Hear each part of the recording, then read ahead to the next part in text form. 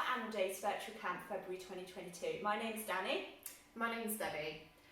Really sorry that we haven't been able to have you here for our usual Animal Days, but we hope that the activities we've got here with our virtual camp will keep you busy over this half term instead. During today's session, we have some crafts for you to join along with, some virtual animal meets, and also how to health check your packs. You make sure you have downloaded our pre-pack so you can join in with the event as you go along. And we're going to start off today by making some cupcakes for your dogs. Next, I'm going to be showing you how to make some dog-friendly cupcakes for your dog, which is a nice tasty treat for them. So the first thing you do want to do is make sure you preheat your oven to 190 degrees. So you're going to need a baking tray, a mixing bowl, a spoon and a fork as well. For your cake mixture, you're going to need half a jar of peanut butter. So most peanut butter is safe for dogs. You can get dog peanut butter or you can buy peanut butter from a shop. Just make sure it's not got any sweeteners in because that's what is dangerous for your dogs. Some wholemeal flour. You do want to make sure it's wholemeal flour as plain flour can be quite bad for your dogs as well. You want to make it as healthy as possible. You also want a banana, which dogs love banana. And then when it comes to making the filling, you want to have ready a cup of water. Again, you're going to be using some flour again. And as an option, if you have it in your cupboards, we also can use a little bit of honey. And then just whatever treats your dogs likes to put on the top of your cakes. So first we are going to make the actual cupcakes. So the first thing you want to do is open up your banana and pop it into your mixing bowl. So I always find it a lot easier to use a fork for this, but then you want to cut up and mash up your banana. So I find it easier to slice it a little bit first and then mash it. So it doesn't look very appetizing to us, but your dog will love it when it's finished. Next, we're going to put in a cup of flour. And the last ingredient is your peanut butter.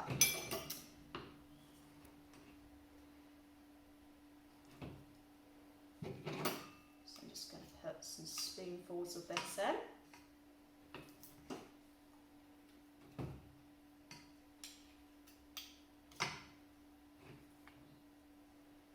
So I got quite a big jar, so if you have a smaller jar, that's where you can put about half in.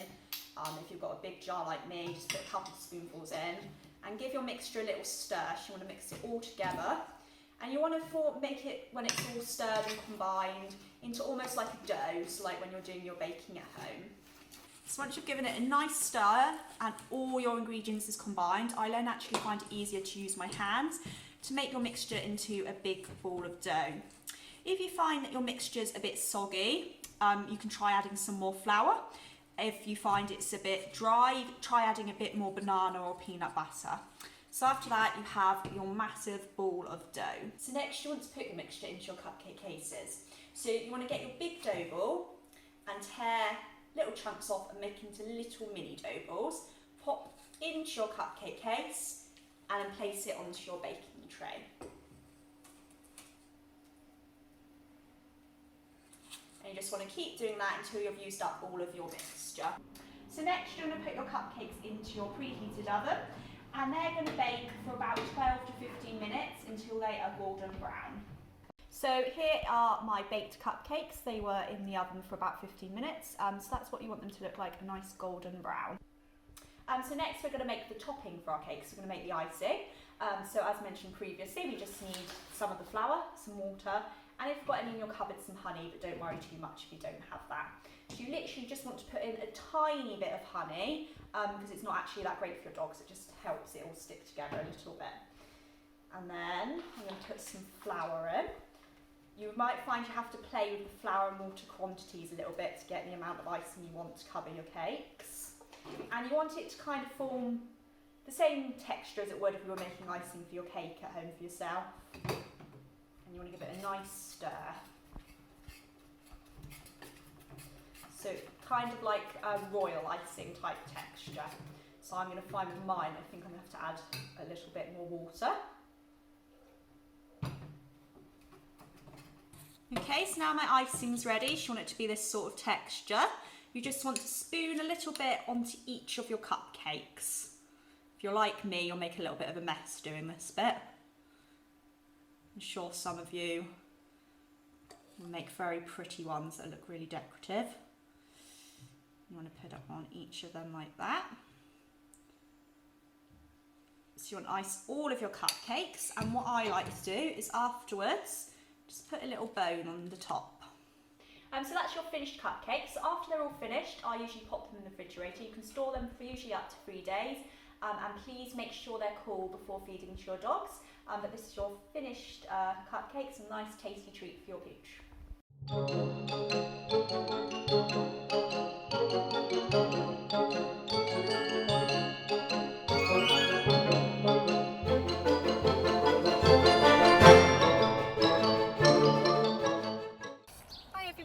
Sorry that you can't be here to join us for our usual Animal Day setup. We know that obviously meeting the animals is one of the most important parts of coming along for the Animal Days for you guys. So we thought we'd do a virtual meet some of our pets for you today. So here we have one of our lovely residents. This is Hugo, and he is a pug. So Hugo came to us with his siblings, and they are Kevin and Jay, and unfortunately they came to us because their owner passed away. But the good news is that Hugo has a home to go to, but whilst he's here we'll still make his time as fun as possible with lots of fun and games and lots of activities and exercise to keep him happy. So this is Rowan, one of our current residents at the shelter. He is an 8-year-old staffy.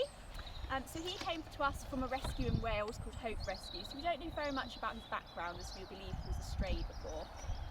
He's super friendly and he really loves being around people and humans and having lots of cuddles. This is Maud, and she is 1 year old. Maud is extremely friendly and loves to have a fuss. She is also very chatty and likes to play with her toys. Her favourite is apparently a toy mouse. She's also, as you can see, has a little bit of a love for dreamies, and she's going to make someone a really nice family pet. So here we've got 2 7-month-old Daegu brothers called Thor and Odin, and they came to the shelter because their owners were moving abroad and couldn't take care of them any longer.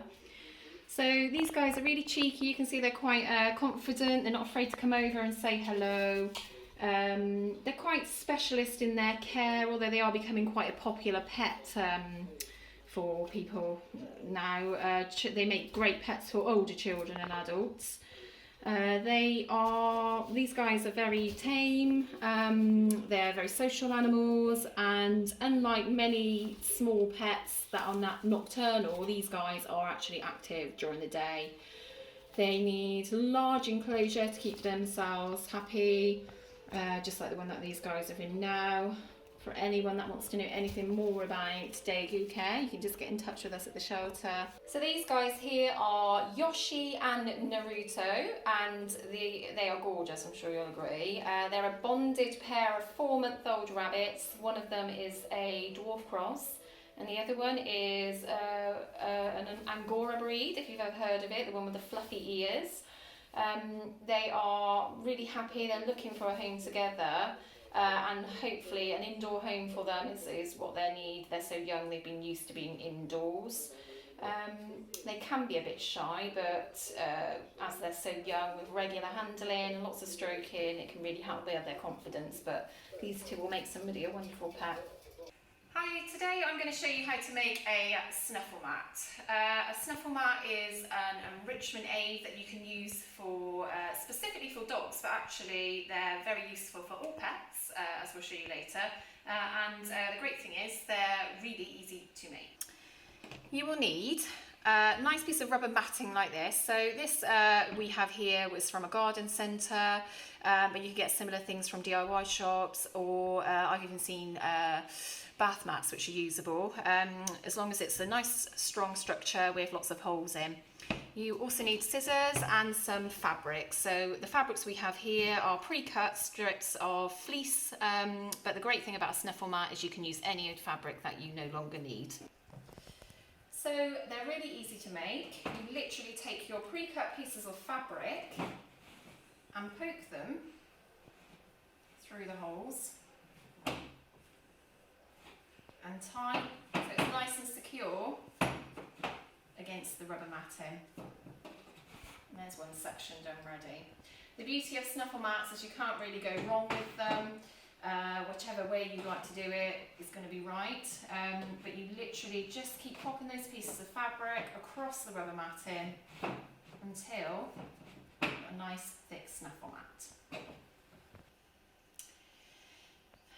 Okay, and now you can see got a nice thick snuffle mat.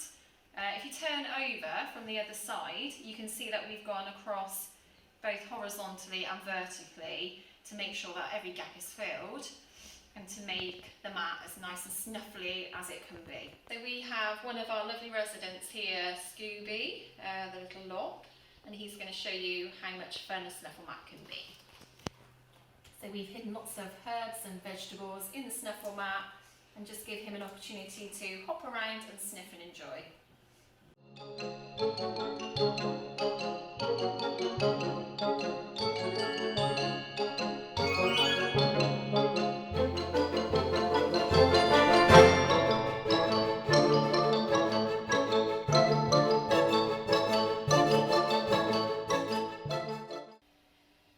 Here at Cheltenham Animal Shelter, we think that health checking is a really vital part of pet ownership. It's really important for you to make sure your pets are nice and healthy by doing regular health checks on them.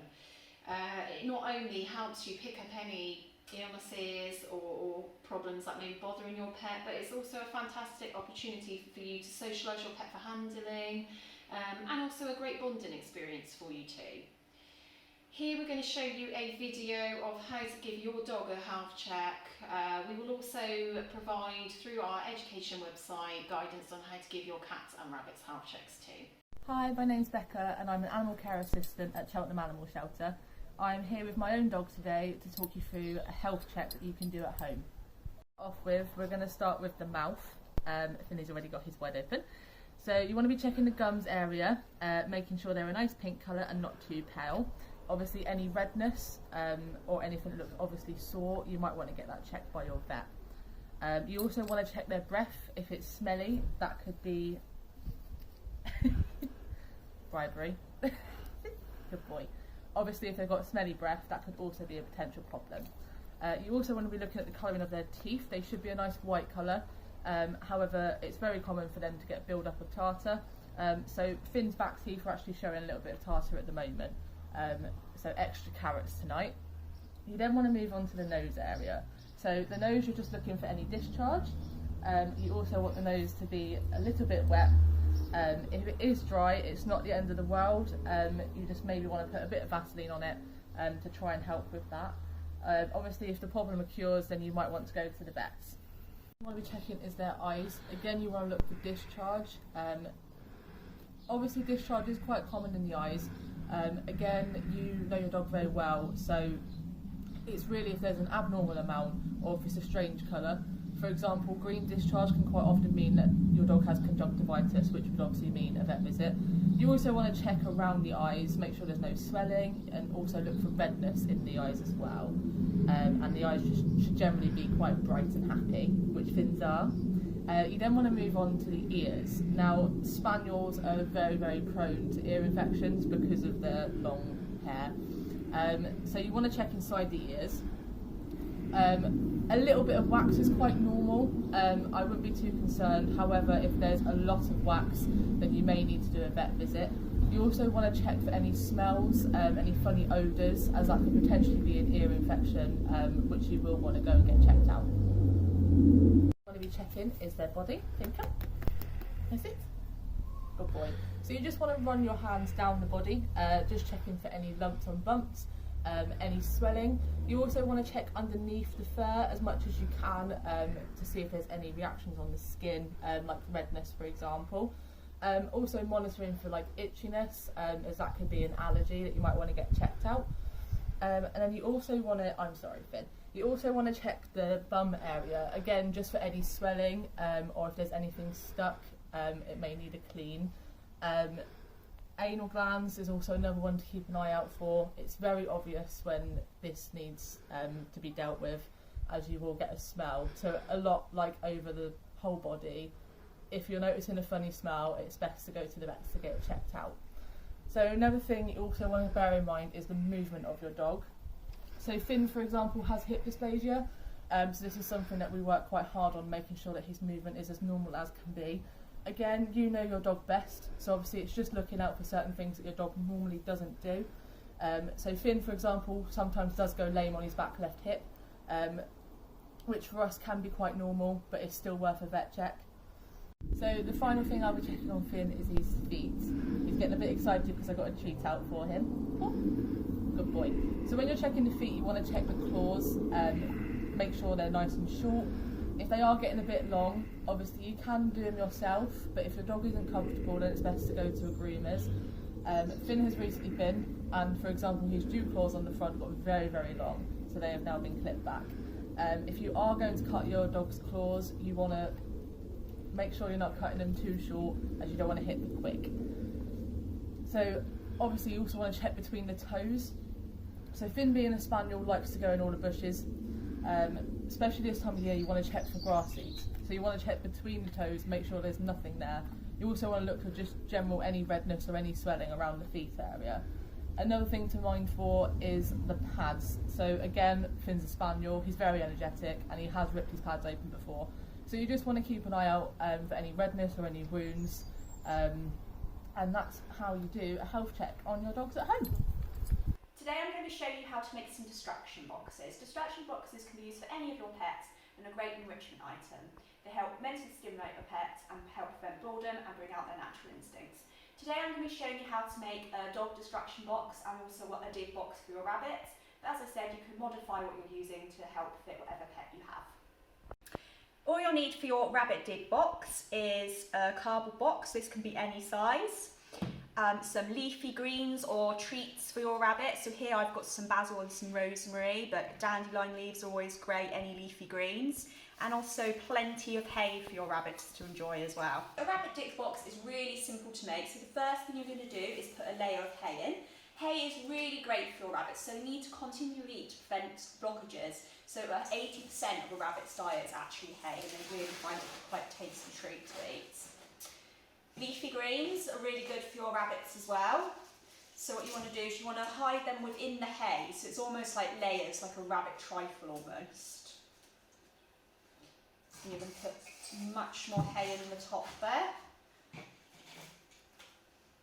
And then I'm going to top it up with some rosemary.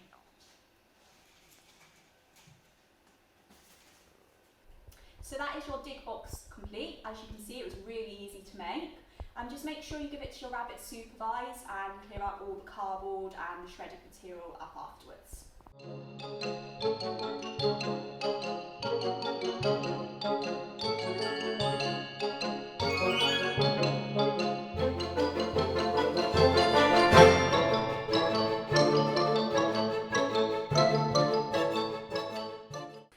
And for your dog distraction box, again we have a cardboard box, loo rolls, newspaper, dog treats or kibble, and as an option you can also have a ballpoint pen, which I'll show you what you can use that for later. So next I'm going to show you how to make the dog distraction box. So the first thing we're going to do is get our loo rolls ready. So as an option you can poke some holes in your loo roll using your ballpoint pen. Just please watch your fingers, make sure you know where they are so you don't accidentally hurt yourself. And then what you want to do after that is just poke some treats through your holes like so. So the next step is to layer the bottom of your box with your loo rolls. And what you can do after that is actually put treats in beside the loo rolls as well, just to make it the game a little bit harder for your dog. You can also scrunch up some old newspaper, and you also want to pop that in your box. And this is great for making it a little bit more challenging for your dogs and hiding treats within the newspaper. So I'm just going to pop a couple more treats in along with that. I'm not going to do this, but also if you wanted to, but again, please watch your fingers. You can use your pen to make holes on the outside of your box and place some treats on the outside as well. So that is your dog distraction box complete. Again, please make sure you give it to your dog when you're supervised and clear up all the materials afterwards.